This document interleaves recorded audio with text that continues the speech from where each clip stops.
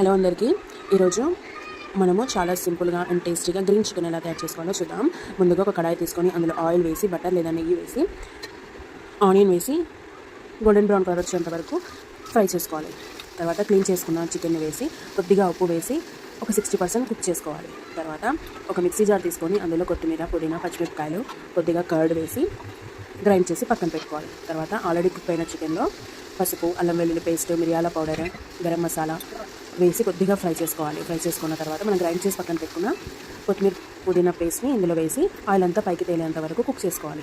Cook చేసుకొని తర్వాత మనకి గ్రేవీ కన్సిస్టెన్సీని బట్టి మనకు కావాల్సిన వాటర్ యాడ్ చేసి కుక్ చేసుకోవాలి.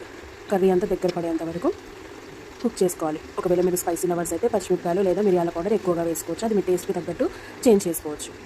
ఇలా చేసుకుంటే చపాతీలోకైనా రైస్లోకైనా ఈ కర్రీ చాలా టేస్టీగా ఉంటుంది. మీరు కూడా ట్రై చేసి చెప్పండి. అండ్ లాస్ట్లో కస్తూరి మేథి వేసి స్టవ్ ఆఫ్ చేసుకోవాలి. మీరు కూడా ఒకసారి ట్రై చేసి ఎలా ఉందో చెప్పండి.